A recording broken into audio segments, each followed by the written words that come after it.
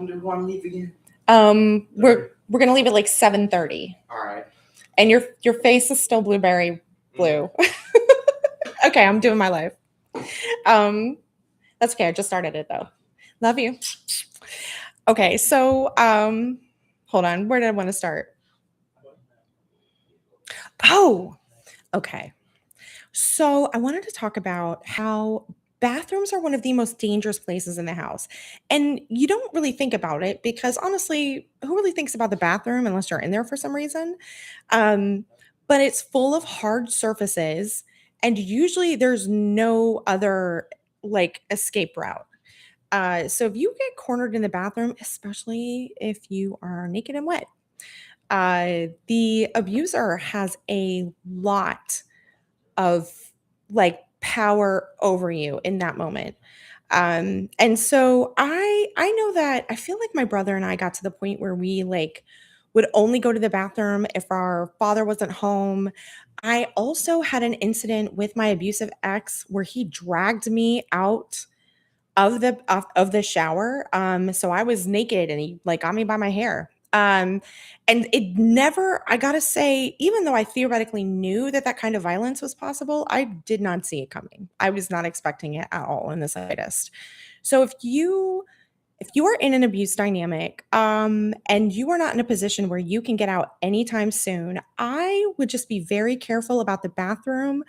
Any rooms where there's not like another exit, another door, do your best to stay in areas of the house or apartment where you feel like you could get away or like maybe safer.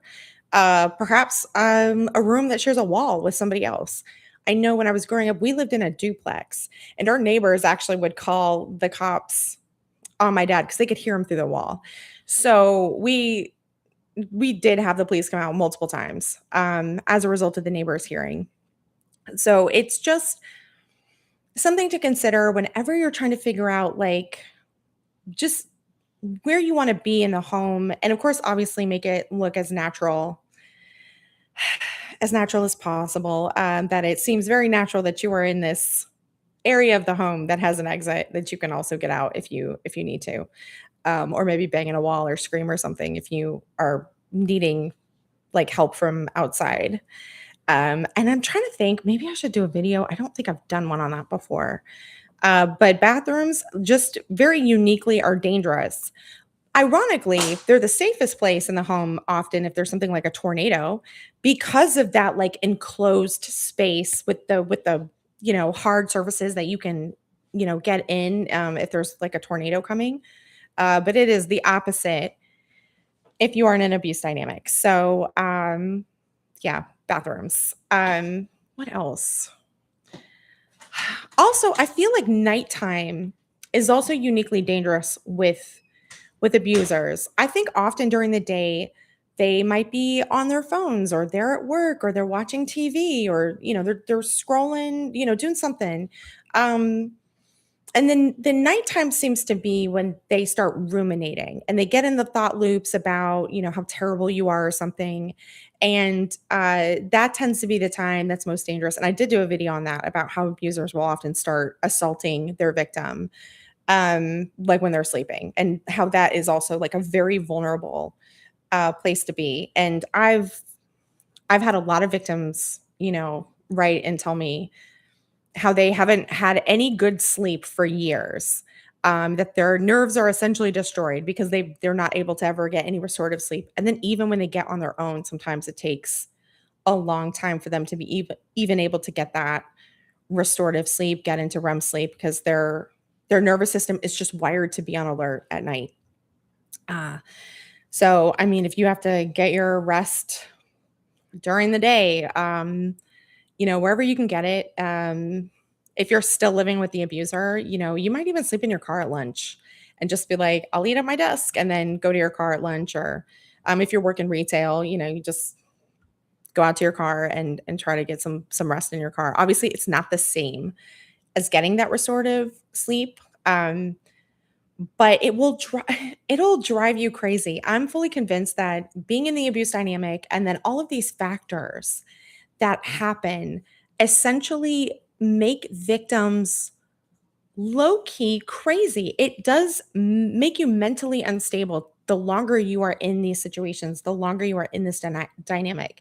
And so when I'm talking to victims of abuse and they really don't want to leave the abusive situation or they don't want to leave the abuser, a lot of the time it's like, well, is this who you want to be? Do you want to be in this place where you don't even know if you're a sane person or not, or you don't like who you are while you're in this dynamic, or the dynamic is crazy making and you feel like a crazy person? And the interesting thing is, like, once you get away from the abuser, you get out of their kind of like distortion field, and you can start to think again and to regulate and to be a stable person. I know with my abusive ex, he would not let me let like I'm not a grown person. He would not let me leave. He would not let me set a boundary. He would not let me end an interaction. He felt entitled. Like he wanted to talk to me. He had anxiety. It didn't matter if it was 2 a.m. He would basically chase me through the house or through wherever, and not leave me alone. And I remember there were times where I was begging him to let me go to sleep. Like, I work in the morning. It's 2 a.m. I'm so tired. Please just let me go to bed. And he wouldn't let me because he couldn't handle his own feelings. He couldn't handle his own distress. So there I was not allowed to end the interaction regardless of how it affected me or impacted me either at my job or as a parent or just as a person. It just that sleep deprivation, that that crazy making, the delulu, they get you in their distortion field and you lose track of what's real. You lose track of yourself. And sometimes you end up doing things that you wouldn't feel proud of yourself for doing it. Like, you would never conceive I could do this ever until you're in this dynamic and suddenly you're acting in these ways that you don't recognize. And it wasn't until later I realized, like, I wasn't able to emotionally self-regulate because of the way this guy was interacting with me. And so I would get to a point where I couldn't handle it and I forget exactly. Sometimes I would just start yelling, and usually trying to be really calm. And then the second I yelled, it was like, "Oh, you're abusive," and it was like, oh my gosh, you're not leaving me alone. It's 2 a.m. I'm so tired. It's 3 a.m. It's 4 a.m. Or, I think it was like, "Oh, my son can hear us. Can you not?" And then I was being controlling because, he couldn't say what he wanted to say the way he wanted to say it. The only person who mattered was him. And so when you're in these dynamics and they're just the center of everything and they're going to make it seem like their feelings should be the center of everything. And you end up in these arguments over reality where you're like, am I being reasonable? And it's like, yes, it's reasonable to want to go to sleep at 3 a.m. It's reasonable to end a discussion, an argument, whatever, and go, yeah, let's put a pin in this. It's late. We all have to function in the morning. That said, he didn't really have a job. So I I will say there's a lot of abusers that seem like they don't have a lot going on.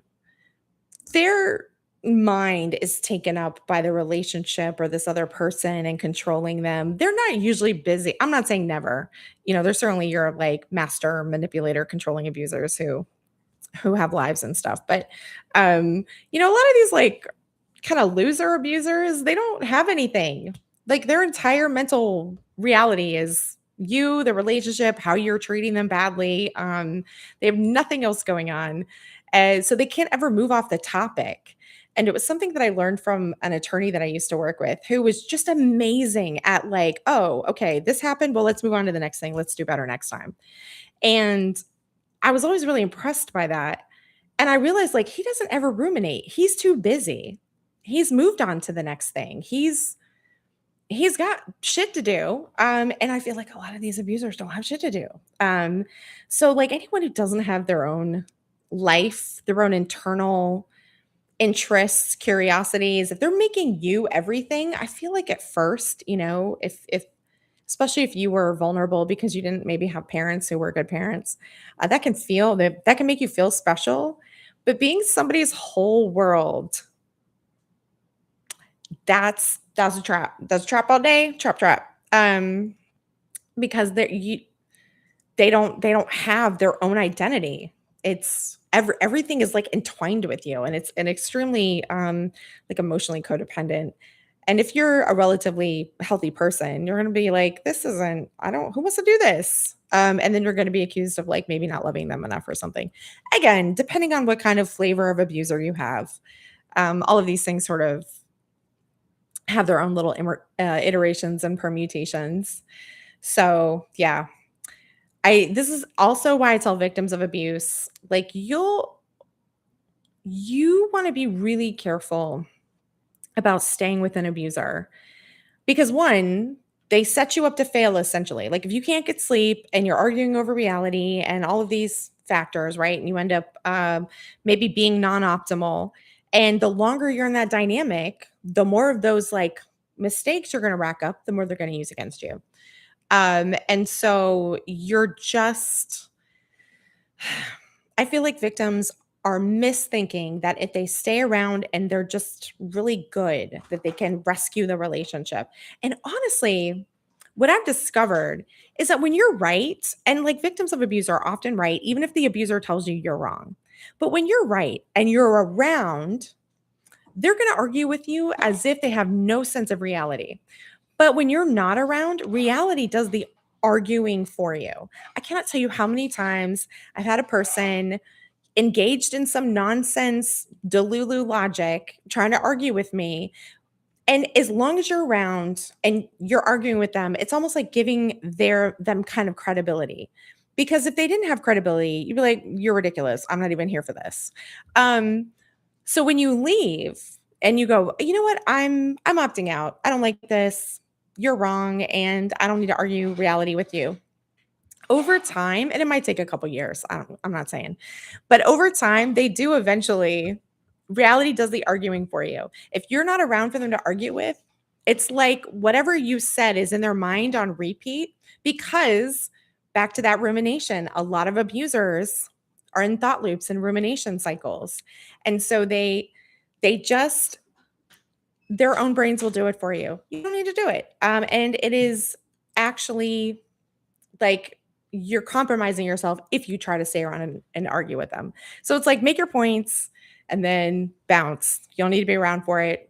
Um, it's so much more effective when somebody their own mind is doing the arguing for you. And honestly, it's not even that really. It's just reality.